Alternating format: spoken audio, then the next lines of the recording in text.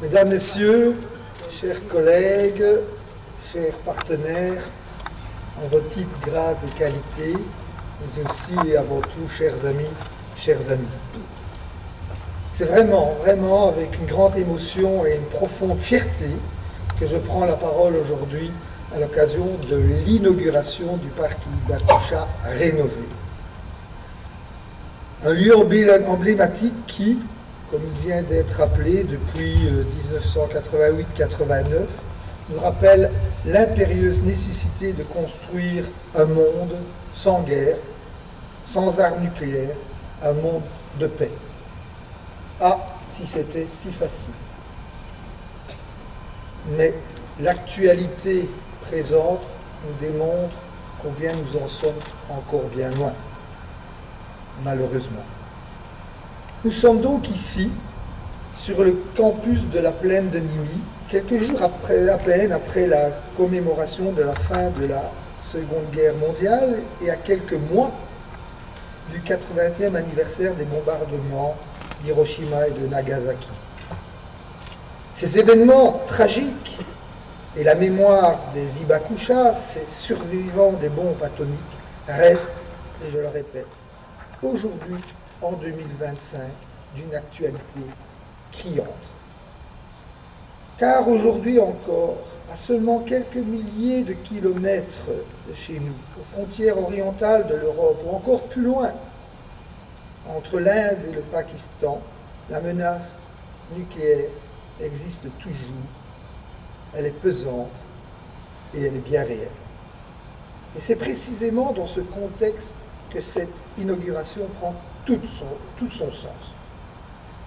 On l'a dit, je le répète, le professeur Pierre Pierrard, à l'initiative de ce parc dans lequel nous nous retrouvons aujourd'hui, nous rappelait avec sagesse, si tu veux la paix, prépare la paix.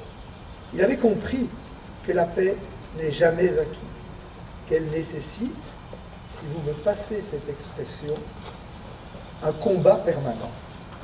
La paix se cultive, elle se prépare, elle se défend donc chaque jour. Et ce parc Hibakusha est un lieu de mémoire, mais aussi un lieu de conscience.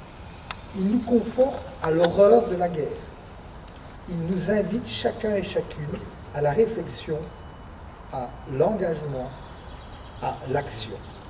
C'est pourquoi il est essentiel que l'université de Mons, l'UMons, notre université, en tant qu'institution de savoir et de transmission de savoir, prenne pleinement part à ce projet de réhabilitation.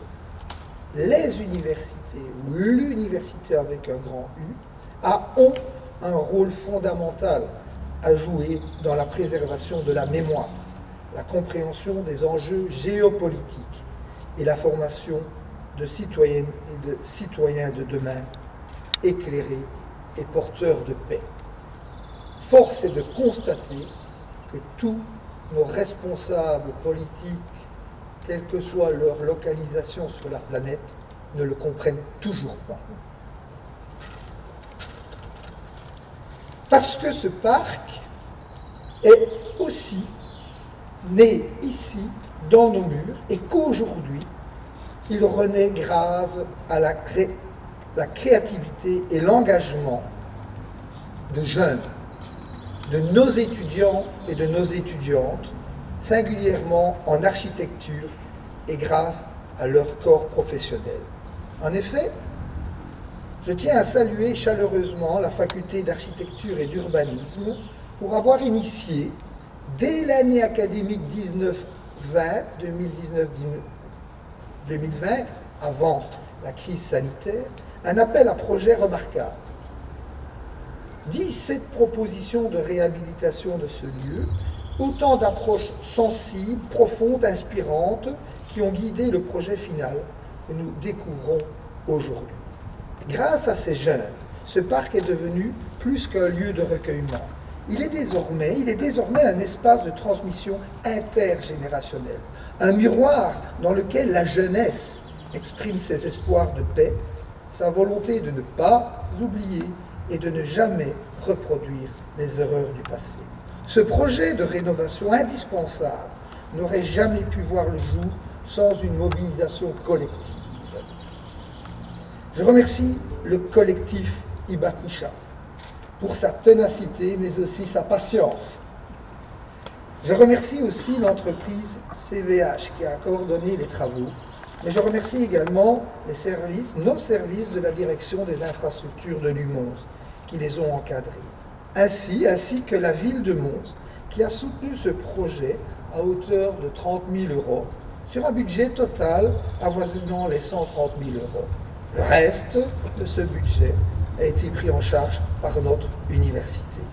Et ce financement traduit notre engagement concret pour ce lieu et pour ce qu'il doit continuer à incarner pour les générations futures. Enfin, pour conclure, je tiens également à remercier toutes les personnes qui, dans l'ombre ou la lumière, font vivre ce parc, en assurent la mémoire et y insufflent une dynamique nouvelle et forcément, je pense ici au collectif Hibakusha, à l'ensemble de ses membres, et j'aurai un remerciement tout particulier pour Claudine et pour Gilles. Comme le disait à juste titre, merci Claudine, merci Gilles, et merci à toutes les personnes qui gravitent autour de vous évidemment. Comme le disait à juste titre le professeur Pierrard, notre collègue, lutter contre l'arme nucléaire, c'est lutter pour la vie.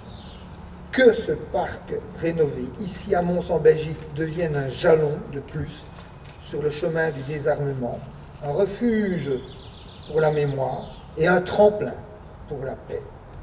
Et que nos étudiantes et étudiants, en parcourant cet espace, sachent qu'ils peuvent, eux aussi, elles aussi, changer le monde pour le rendre meilleur. Je vous remercie.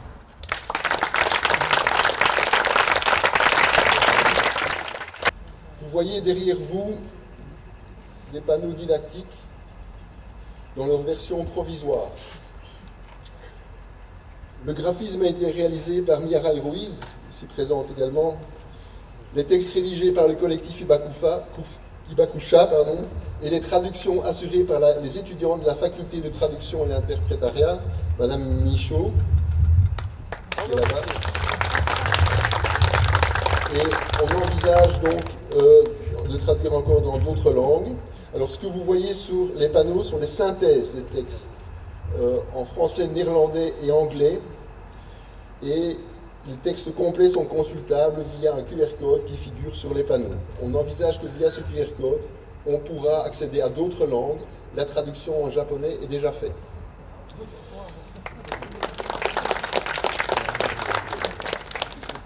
L'objectif est de réaliser des panneaux définitifs en dur, avec les textes et les dessins gravés sur plaque. Pour ce faire, nous aurons encore besoin de vous, et le crowdfunding reste ouvert. N'hésitez pas à contacter Miaray pour plus d'informations. Voilà, j'ai un peu fait le tour de l'historique et de toutes les implications. Vous voyez que Lumons a été présent à tous les niveaux. Le parc Hibakusha débute une nouvelle étape sur le chemin vers le désarmement. Chemin plus que jamais fondamental dans les moments fluctuants que nous vivons, avec les guerres qui se multiplient. Avec au cœur de ces conflits, familles et enfants privés de tout, presque enterrés vivants. Mais dans ce contexte difficile, je voudrais rappeler quelques petits moments de l'histoire humaine. Il y a 2,4 millions d'années apparaît le genre Homo. Homo erectus fait quelque chose d'étrange, d'exceptionnel. Il s'approprie le feu.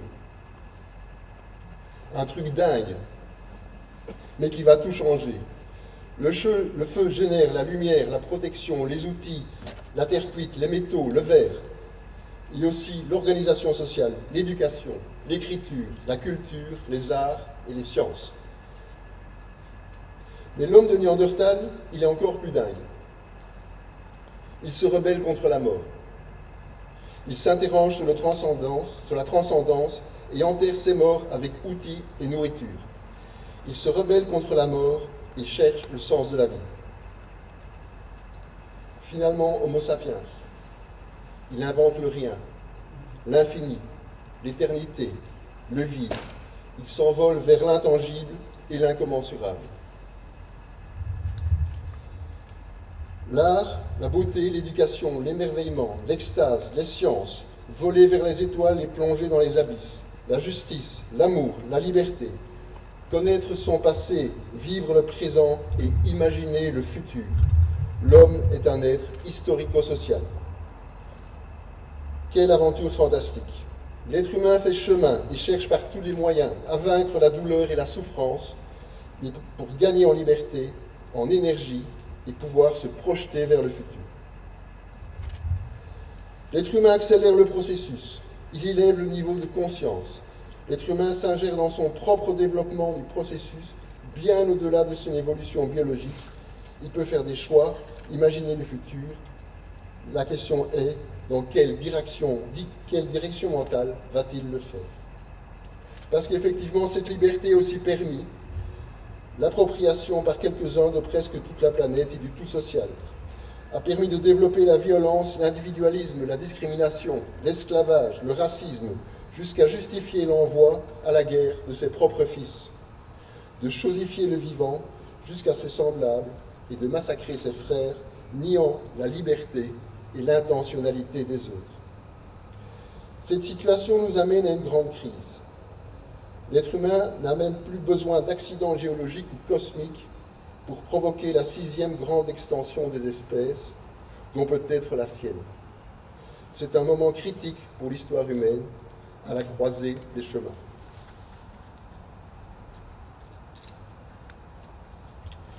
Seul l'être humain pourra trouver la réponse s'il cherche au fond de lui ce qu'il veut faire de sa vie.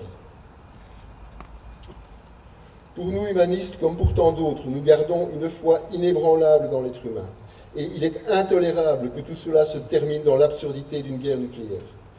Nous continuerons donc à nous engager avec force pour le désarmement, la paix et la non-violence. Mais le parc Hibakushan, ce n'est pas un tas de briques de ciment et d'acier. C'est un projet de relations humaines.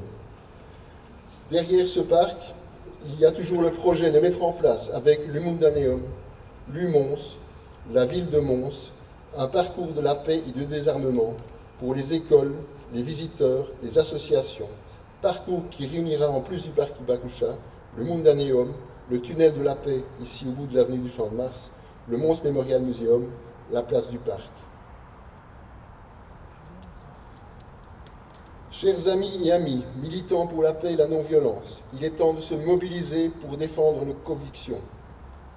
Certains parmi nous y étaient peut-être à l'automne 1981, une grande manifestation dans le cadre de la crise des euromissiles.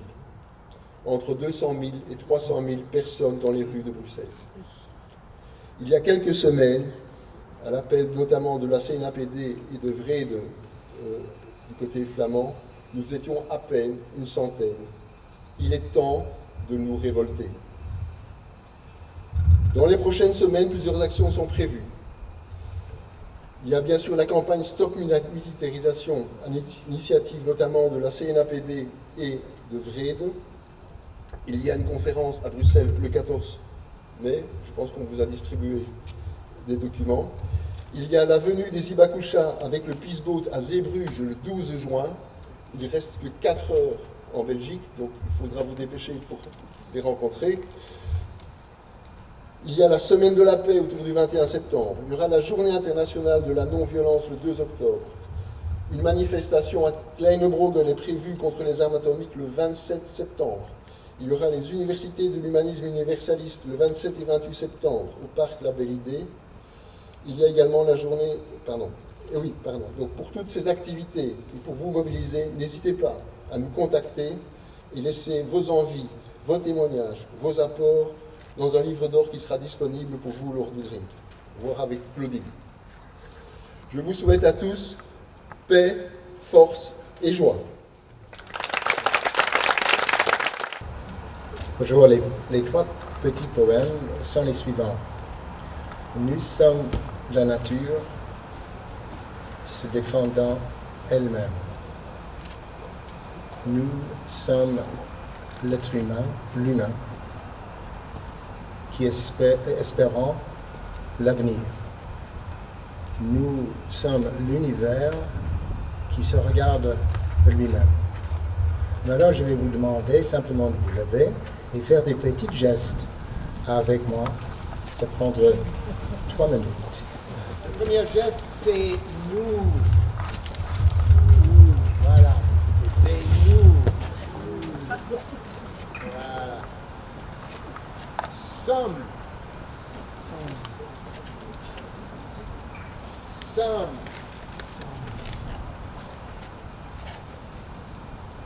Nature. À nouveau. Nature. Qui se défend. Qui se défend. Elle-même. De là, elle-même. Donc, depuis le début, nous sommes la nature défendant elle-même. Encore une fois. Nous sommes nature défendant elle-même. On passe à l'humain. Nous sommes humains. Espérant l'avenir. C'est nous. Sommes l'univers se regardant lui-même. Voilà, donnez-vous une bonne applaudissement.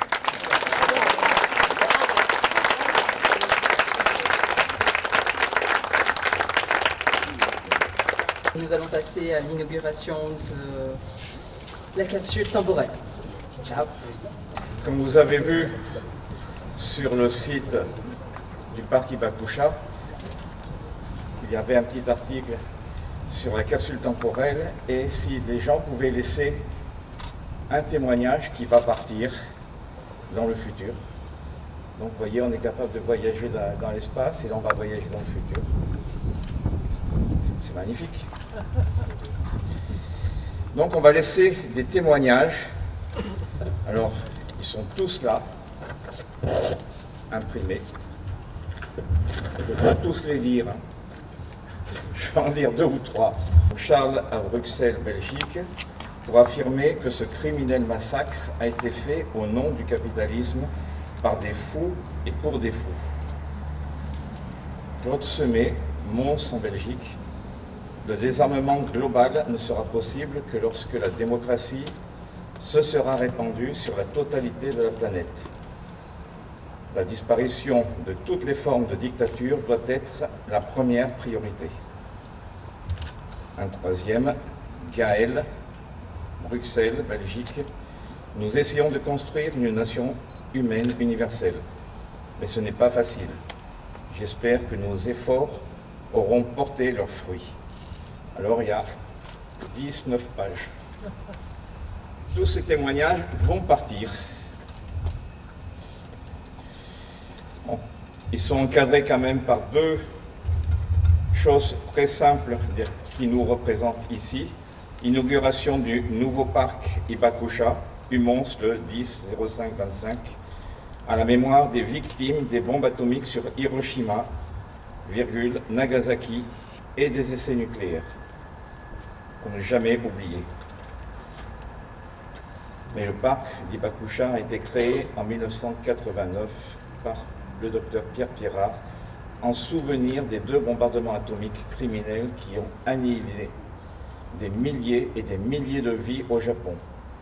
Le 6 août 1945 sur Hiroshima, le 9 août 1945 sur Nagasaki.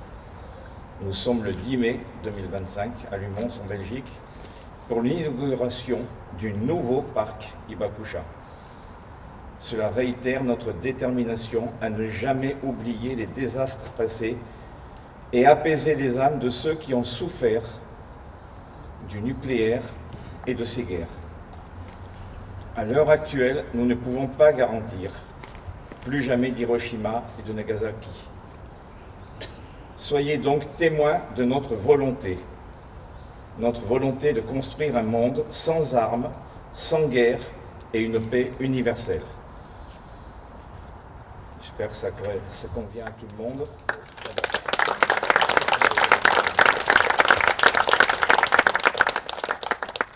Et ça sera présenté entouré d'un linceul. Très joli tissu avec des grues. Je pense que vous connaissez ce symbole.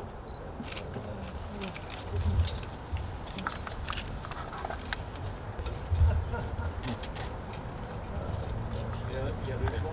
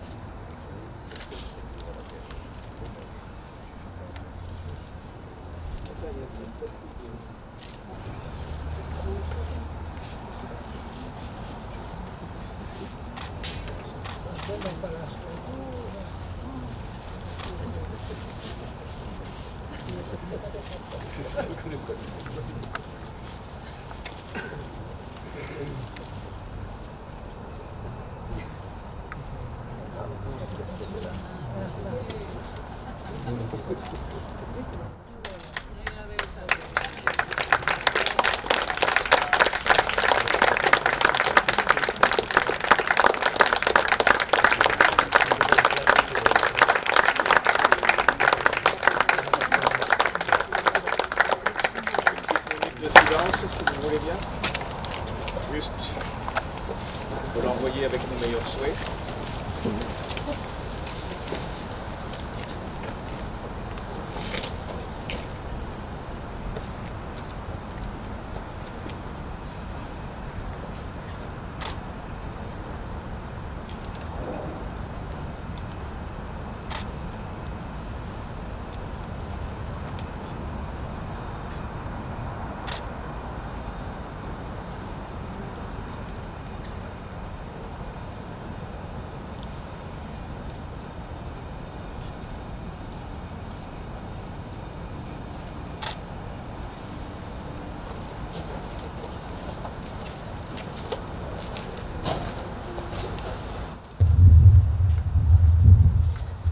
Très bien, merci à tout le monde. La suite de la commémoration aura lieu dans l'amphithéâtre qui se trouve là-bas pour une partie d'un concert.